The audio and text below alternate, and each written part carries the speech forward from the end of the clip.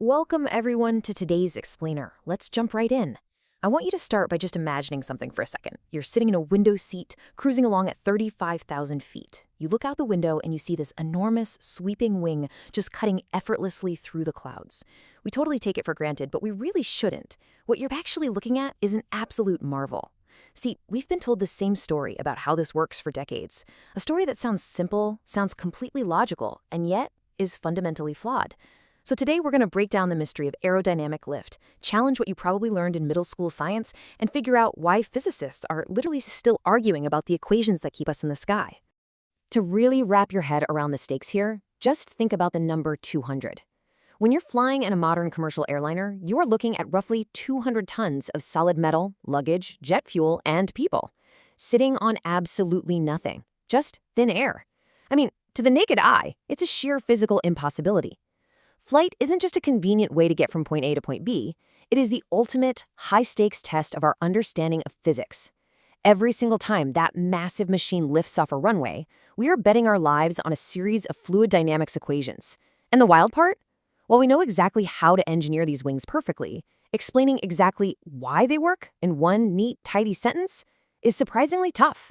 So let's start with the classic myth. It's usually called the equal transit time theory. You've almost certainly heard this one. The idea is that an airplane wing has a curved hump on the top and is perfectly flat on the bottom. According to this textbook explanation, imagine two tiny hikers starting at the very front edge of the wing. The air molecules on top have to go all the way up and over this mountain, while the air on the bottom just gets to walk a straight, flat path right through the valley. The theory claims that because the air on top has a longer distance to travel, it must run faster so that both hikers can meet up at the exact same time at the back of the wing. It basically implies that the air somehow has a built-in stopwatch. Now, what's really interesting about this is it's completely wrong. Like, it's a total fabrication. Think about it. Why on earth would the air molecules care about meeting their friends at the trailing edge of the wing? They don't. The air doesn't have a stopwatch, and physics definitely doesn't enforce a buddy system. The idea that the air on the top and the bottom absolutely must reach the end at the exact same moment is a myth that has somehow just survived in textbooks for decades. To find out what's really keeping us up there, we've got to throw that stopwatch out the window. Which brings us to suction and low pressure. If the air doesn't just naturally speed up to catch up with its buddies, what is actually happening? Well, when we run high-speed smoke trails over a wing profile, we see something super cool. The air on top isn't just going a little bit faster, it wins the race by an absolute mile. And when air speeds up like this, its pressure drops. That creates a really powerful low-pressure zone forming right over the curve. To kind of visualize this, think of a crowded room where suddenly someone opens a door, and everyone rushes out in a dead sprint. Because everyone's moving so fast out the exit, the density, or, the pressure, inside the room drops because there's suddenly so much more space. And that speed difference, it creates a massive pressure imbalance. We're talking high pressure on the bottom, think of those as the glowing red zones on a pressure map, and a powerful low pressure blue zone on the top. This is Bernoulli's principle in action.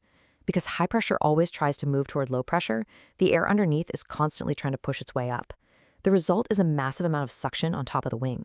This low-pressure suction is doing a huge amount of the heavy lifting to keep that 200-ton aircraft hanging in the sky. Okay, let's dive into this next bit, the flat wing paradox. Because right when we think we've got it all figured out, we hit a massive logical wall. I really want you to consider this for a second.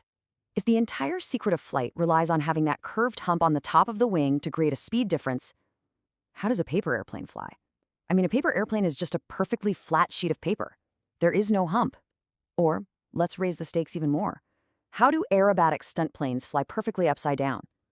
When a stunt plane is inverted, that famous curved hump is pointing straight down at the Earth. If the suction theory was the only thing happening, an upside-down plane should instantly suck itself straight into the dirt. Unless physics is taking a coffee break during air shows, there has to be another massive force at work here. To solve this paradox, we have to stop looking at the shape and start looking at the angle.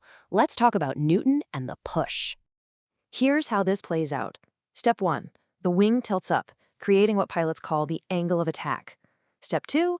As the plane moves forward, the underside of this tilted wing acts a lot like a plow, just slamming into the air and forcefully deflecting it downwards. Step 3. Newton's third law kicks in. For every action, there's an equal and opposite reaction. Look at the force arrows here. If the wing physically pushes tons of air down, the air absolutely must push the wing up. You've definitely experienced this yourself. If you're riding in a car on the highway, you stick your hand out the window, and you tilt your palm up, what happens? Your hand immediately gets pushed toward the roof. You're physically diverting air down, so the air pushes your hand up. A wing is essentially just a giant, perfectly tuned air deflection machine. So, which is it? Is the secret Bernoulli's suction or Newton's downwash? Well, the grand synthesis brings us to the dance of circulation. And this brilliantly illustrates that they aren't competing theories at all. It's just beautifully complex physics. Scientists call this grand synthesis circulation.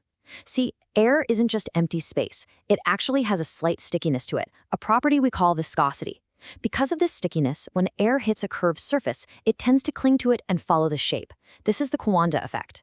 Picture a delicate silk scarf being pulled over the curved edge of a polished wooden table. The fabric doesn't just shoot straight off into the air, right? It wraps beautifully around that curve. And because the air wraps around the wing and is forced downwards, it creates Newton's push, while simultaneously speeding up and creating Bernoulli's suction. It's a flawless, flowing, continuous dance of physics. But, this beautiful physics lesson isn't happening in a vacuum. It's happening at hundreds of miles per hour. Which brings us to when the magic stops.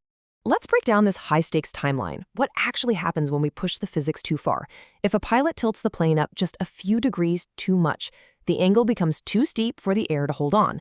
Millisecond 1, the angle crosses the critical threshold. Millisecond 2, the Coanda effect breaks. The air physically unsticks from the top of the wing and dissolves into violent, chaotic turbulence. Millisecond 3, because the air is no longer smoothly racing over the top, that massive blue low-pressure suction zone we talked about, it completely vanishes. Millisecond 4, lift disappears instantly. Pilots call this terrifying sequence a stall. It's the exact moment the magic stops, the fluid dynamics break, and that 200-ton machine violently remembers that it is made of metal. It requires immediate, precise action from the pilot to push the nose down and reattach the air to the curve. So, the next time you're sitting in seat 14B and you look out at that massive wing, you'll know you aren't just looking at a hunk of aluminum. You're looking at a perfectly tuned instrument, designed to force the atmosphere to do its bidding, combining pressure differences and brute force deflection into one continuous flow. We can debate the equations all day, we can argue whether Newton or Bernoulli deserves more credit in the textbooks, but as this final quote perfectly captures, the air doesn't need an explanation. It doesn't care about our math or our little hiker analogies, it just follows the curve. And as long as it does, you get to stay in the sky. Thanks for joining me on this explainer. Keep asking questions, and I'll catch you on the next one.